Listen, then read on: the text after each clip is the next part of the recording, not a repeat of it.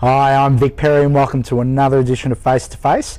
Our very special guest tonight is Sheah Sutton, Midsumma. How are you? I'm very well, thanks, Vic. Good to be here. Now, what's your title? I'm the General Manager of Midsumma. The General Manager, Yep. the big boss. I am. You are. Well, in name only. In name. There's a lot of people who like to be the boss, though. Yeah. They think they are. Now, Midsumma's just around the corner. That's Yes, it happening is. very Next soon. week.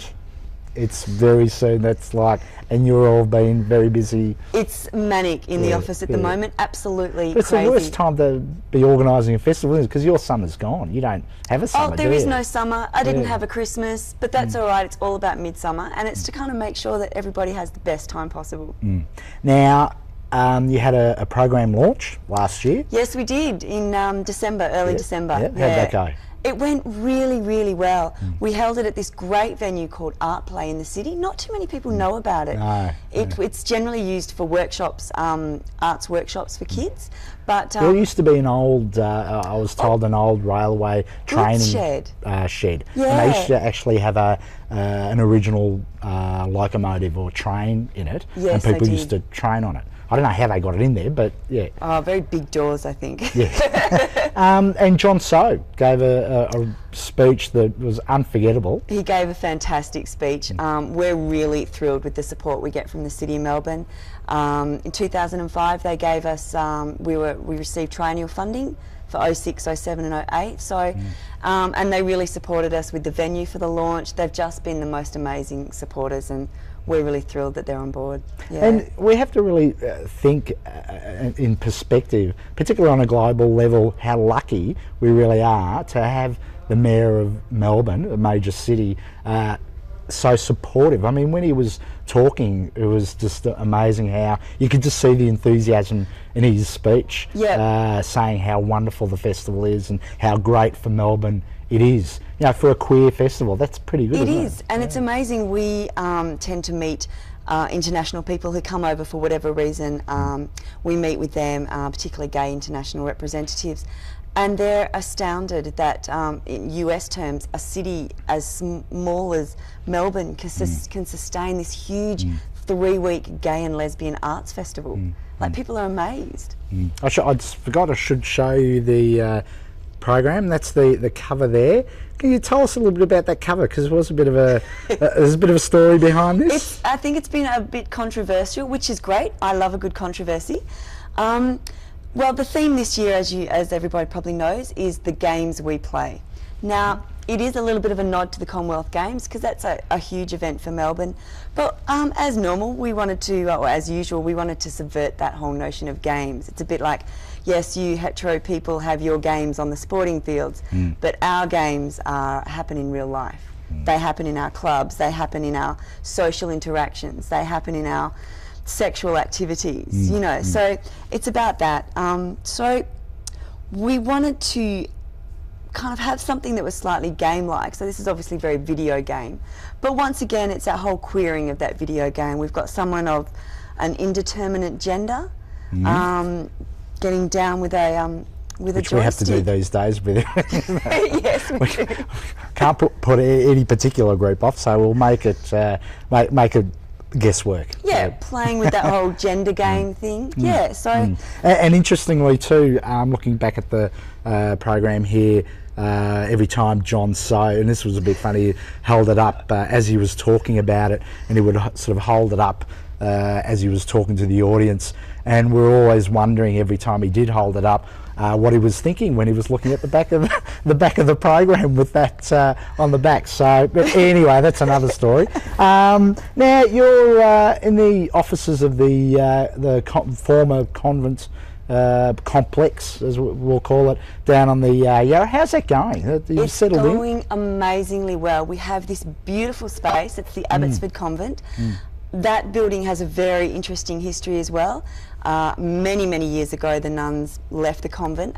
One of the universities bought it, had it for extra classrooms as they were outgrowing their own spaces. They then didn't need it anymore and put it up for sale, and of course property developers went, wow, look at all that land, because it's got a massive amount of land to it. It's got these big beautiful old buildings right along the Yarra, right where the children's farm is as well, Collingwood Children's Farm.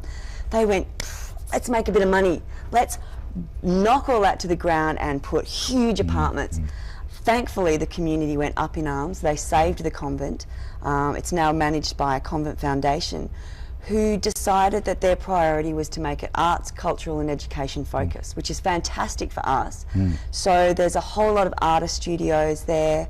We're starting to get animators in there, photographers, script writers, and then there's some larger rooms that are for kind of arts and cultural organisations, and that's where Midsumma are. And it's stunning. The building itself is stunning. Where our office is, we overlook the most beautiful parklands. So we really love it there. We're very happy there. Yeah. And do you work or collaborate with the other people there, particularly the artists, or are you able to? It's interesting because you just run into people all the time. And now that we're all starting to get to know who we are and what we do, there's a number of people kind of coming up and going, you know, we actually want to talk to you about getting something together. And we're going, absolutely. So I think as soon as this festival is over, we're really going to start making that, which I think is part of the beauty of how well that venue is going to work. So the reception's been good then, when they find out that it's a queer organisation, that they're, they're in the same building. And there are a number of other queer artists in there as well. So there's another animator, Sal Cooper, who's queer. And so and the convent foundation themselves have been really supportive. They actually put us up in a temporary space because we had to leave our previous premises before our room was available. So they even actually found us for about 2 months or so. They found us temporary space within the convent. So it's just been great. All right, we just have to go to a very short break now, but we'll be back talking about the festival and all the stuff that's happening, because it's a 3 weeks of just non-stop action. Massive 3 weeks. We'll be back after this short break to hear what our sponsors have to say. See you shortly.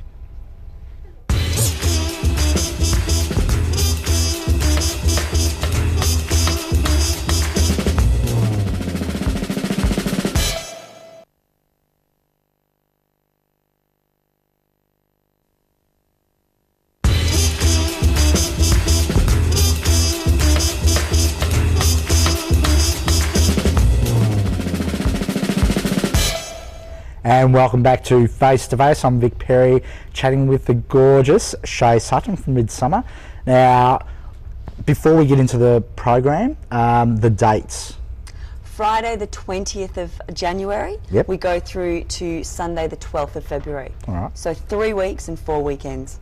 That's a lot. It is a lot. But it's jam-packed. It is, and we're going to be talking about it. So we start off with opening night. Opening night at Federation Square again. It's going to be huge. We've got the main stage entertainment. We've got some really high quality guests this year. Off the top of my head, Melissa Tecaltz, who's just done that great version of Glamorous Life, I believe, which is fantastic, and Joy's been playing it. So she's on.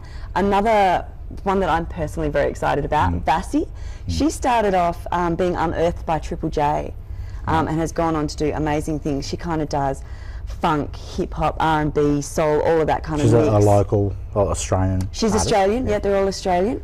So those are the two big ones on the main stage. We have another cabaret lounge, this time in Transit, up on top of Transport. It's called Girls Get All the Good Bits. And it's all local queer performers. Oh, come on, of course they do. I actually said not only girls get all the good bits. We have the best bits, I believe. And that, Transit Bar, that's the bar on the corner. Yes, Transport. And that's all local queer performers doing their favourite female cabaret. So I'm sure there'll be a bit of Babs, a bit of Judy Garland, there's that. Women doing like that'll be different. Well, both It's usually male and boys do it. female queer performers doing their favourite female cabaret artists. So that'll be very quirky. I think our other big event is at Zinc, which is at Federation Square but overlooking the Yarra, so it's along the Yarra Walk. From about 8 o'clock we're having the sunset party. It's got this amazing decking, so overlooking the Yarra as the sun sets. There's that then kicks into Summer Diva, so all the best drag that Melbourne has to offer. Drag kings, drag queens, everybody's favourites, the best of the best, the new emerging drag, that's all happening. And then from midnight we've got great DJs spinning their tracks until 3 a.m. But part of all of that in Zinc Bar is this quirky little dating game. Speed dating, so last year. I was going to ask you about the speed dating. Speed dating, so last year. No one does it anymore. This year it's a little bit quirky. You register, you get a big number, and you mix, you flirt, you schmooze with everybody. And if somebody in the crowd thinks you're a bit special, they write you this big note, and we've got the love board. So you post your message up there, so you go back and check and see who thinks you're hot. And of course, if you missed your messages, they will be uploaded on gay.com throughout the entirety of the festival. So you make contact and maybe you'll find true love. I've found something to do at the opening night party. Oh, we all have, darling, we all have. I'll be checking that out. What else? Because it's a big night. It is a big night. All the bars and the restaurants that are within Fed Square will be open. Now, these people that own these establishments, I mean, they'd be quite happy having the opening night party. Oh, they're very happy about it, and they're very supportive. And Fed Square have just been amazing. I have to mention them. They are incredibly supportive. They really love having us there, and we love being there. And so they've just been fantastic.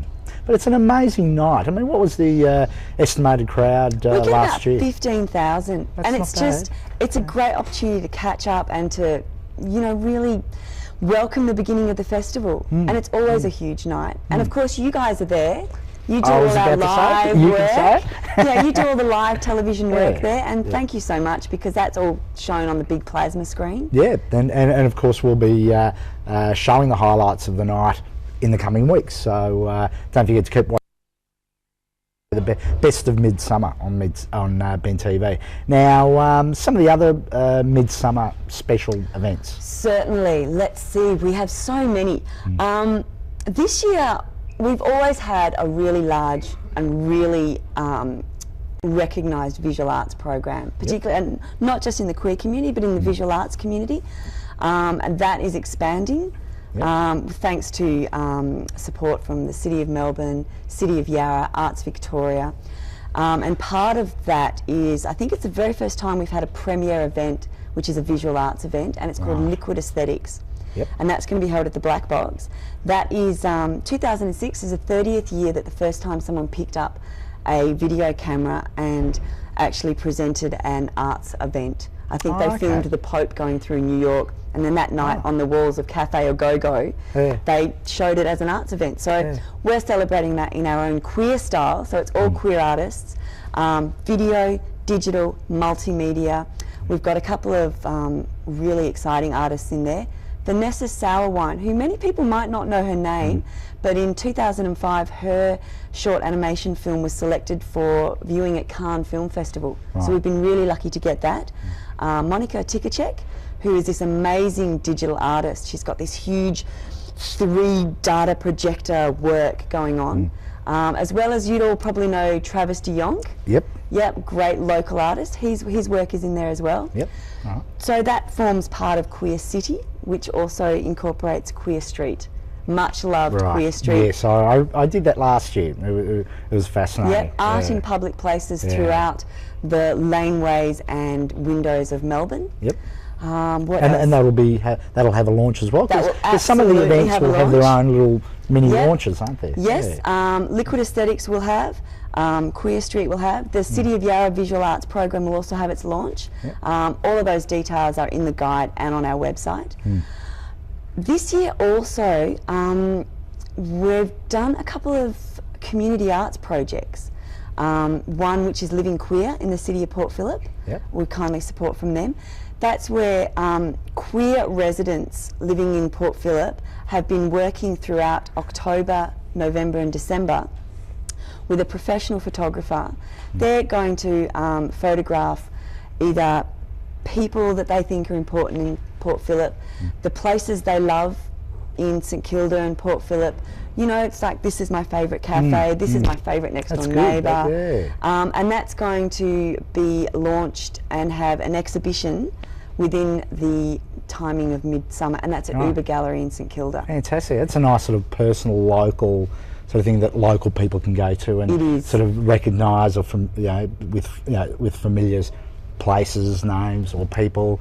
That sounds really good. We just have to go to a break, and we'll be back very shortly with more from the program. See you shortly.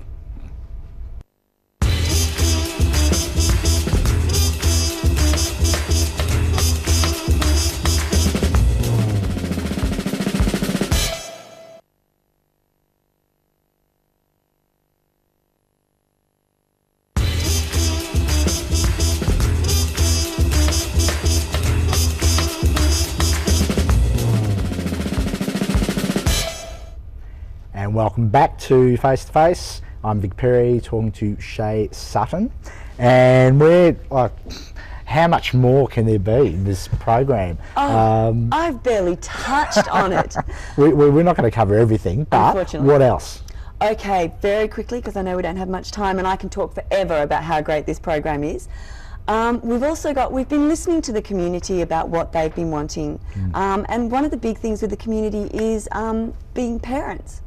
So we've actually got this great workshop happening at Art Play, and it's for kids of gay and lesbian parents, an opportunity to work with professional artists, professional children's writers, to tell their own stories about their families. And you know, what it is about their families that they love. It's an opportunity to celebrate their families, and that's called Love Makes a Family, and that's going to be happening at Art Play.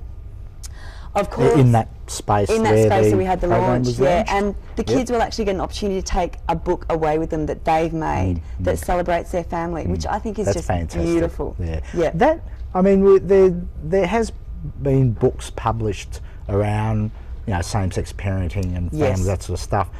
Is this the first time that kids have actually done something themselves? There is an author, a lesbian author, who does write books in conjunction with her daughter. Of course. Yes. But I think this is the first time that children of gay and lesbian people actually have an opportunity to tell their own stories. And the ranges of this workshop range from 3 to about 12. So at any level they can talk about their families. That's fantastic. Really excited about that. And spaces will be really limited, so if people are interested, they need to get in quick. Right, okay. And next, what else? Of course, our great spoken word program, Novel Conversations 3. We continue it on because it's so popular. This year, we've got Dorothy Porter, the beautiful Dorothy Porter, Christus Tolkus, John Bartlett, Nike Bourne, Diane Bell, and I'm sorry if I've forgotten anyone, but yeah, fantastic authors. Once again, a writing workshop with Christus Tolkus and Kathy Johnson, and that's talking about writing for performance. And of course, the short story competition is on again. This time there's a signature item, and I believe that item is thumb. So 2,000 words. There's an added component this year. It's not only based on the quality of the writing, but the quality of the performance. So when you actually, the finalists will be chosen, and it'll be judged on not only their writing, but they will have to perform their piece. So that's great. That's great. That'll be a great opportunity for people who would like to be creative and innovative and actually perform their piece and read it out. So, and we've actually increased the word limit to 2,000 to actually give emerging writers a really chance to kind of delve into the short story form. The carnival. Yes. And the carnival will be on the final day of the festival, which is the 12th of Feb. That's exactly right, Sunday the 12th. Yeah, but just before we get into the actual events or what's happening on now, there was talk because of the games with the state government sort of taking over, you know, every square centimetre of this city, including the Alexandra Gardens. Yes. So it's still happening there? It's not happening at Alexandra Gardens. For people who don't know, it's at Treasury Gardens. Treasury Gardens. So that's next to Parliament, and it's along Spring Street and the Flinders Street extension, Wellington Street. So it's that big lot of land there. So it's definitely taking place. Okay, is that, from memory, it looks a bit smaller than It's Alexandra, actually about the same size. About the same? Oh, yeah, okay. it's about the All same right, so size. it's, logistically, it's not going to be too much trouble.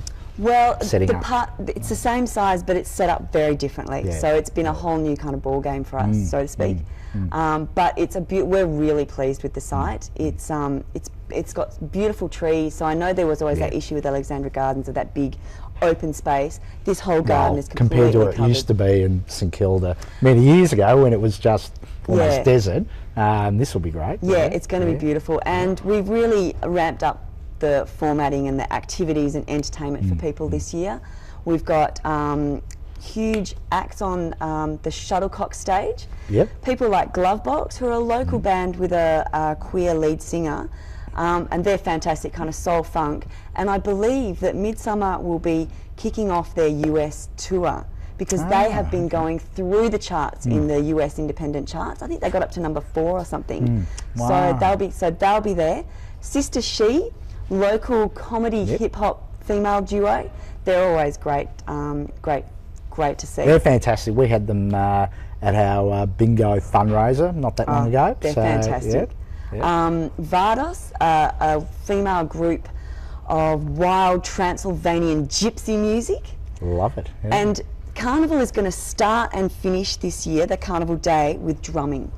So we're going to have Beatwise doing the drumming. They're going to be going through the audience, drumming up the excitement for the start of Carnival. They'll then make their way to Shuttlecock stage and finish this amazing kind of calling and response drumming. And then at the end of the day, we've got Muraseiko Daiko, who are this female Japanese drumming group. That whole kind of big taiko drums and lots of... So that will kind of finish the day. Just backtrack just a little bit, because people always ask me, Vic, what time's it start? What time's it start? What time is it best to get there? I think the entertainment will start around about 11 and go till about 5:30. Right. So, and there will be stuff happening the entire day. Everything that I just mentioned just happens on one stage. On the other stage, I think it's called the poker stage. That will have, of course, Dulcie's Dog Show. Absolutely. A carnival wouldn't be a carnival without. That's exactly right. And Freak Out we're doing again. So anyone who wants to dress up, display their most bizarre piercings, tattoos, hair, whatever you want, absolutely get dressed up for it and come and freak us out. And this year we're also having a bit of a fashion parade on that stage. All right. And last but not least, tea dance. Tea dance. And of course the famous tea dance. Our Why is it famous? award-winning tea dance. That's right. Yep. We won Best Special Event for 2005 Tea Dance for the Rainbow Awards. And of course, we could never do the tea dance without Market Hotel. Like, they're the ones that'll make it happen as well. All right, so it's going to be a huge day, a huge festival, always a lot of fun, and it's really the time of year that if you want to go out and you want to see people that you've never seen anywhere else, it's the festival, particularly the carnival. Of course, Ben TV are going to be there. You'll be seeing highlights of the whole festival, including opening night, carnival, during Ben TV programming, as well as even when the festival finishes, we'll still be showing a lot of the highlights, because we'll be just out there filming everything. Thanks very much, Sheah. It's an absolute pleasure having you here. It's my pleasure to be here. And lovely, Vic. There's a website, of course, if people want more information apart from the program, which you can get anywhere. Anywhere. It's widely distributed throughout the inner city, and even through to the west now, Yarraville. Yep. Particular places, of course, Hare and Hyenas and Out Video. Of course. But in all your favourite cafes and bars, it'll all be there. Or the website? www.midsumma.org.au. That's for all the latest updates. Easy. Thanks very much. Thank you. Okay, we'll see you out at Midsumma.